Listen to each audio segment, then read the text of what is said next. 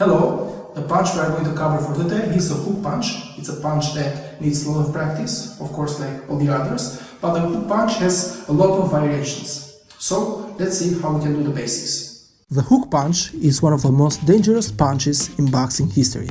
Mostly because it packs a lot of power, it's fast and can be efficiently set up to come from your blind spots.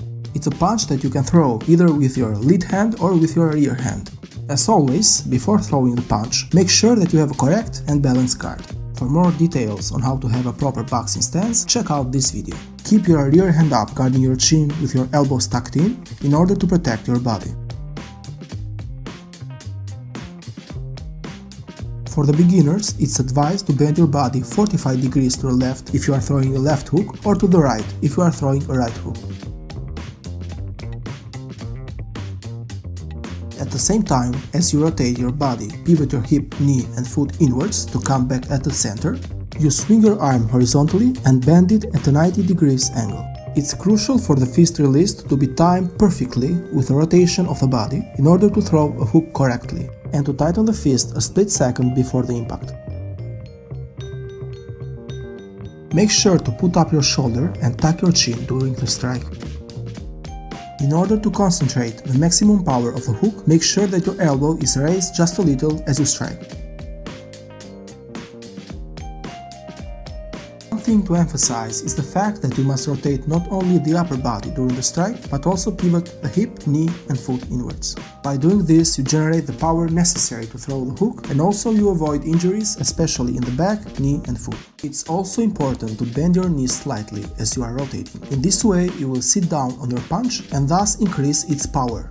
In reality, as you will continue to master this punch, the bending and the rotation movements will shorten and become almost invisible. But at the beginning, it's more important to exaggerate a bit the movement in order to learn the technique mechanics properly.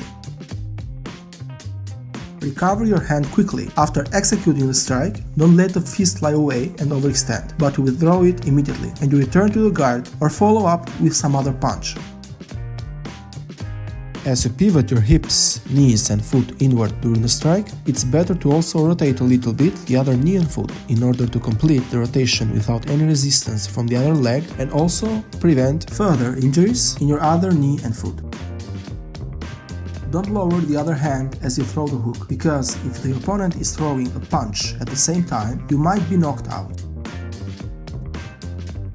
Don't load up by lowering your hand before throwing the strike, because in that way you will telegraph your movement. Stick your fist close to your chin as you prepare for the rotation of the strike, and know that the rotation will generate all the energy you need for the punch without you needing to lower your hand.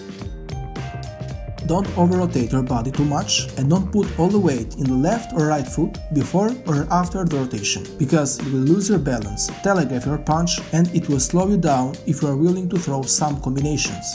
It's more than enough if you transfer about 10% of your weight as you bend your body sideways before rotating. After that, you must recover your 50% to 50% balance as soon as possible. This was today's instruction for the hook punch.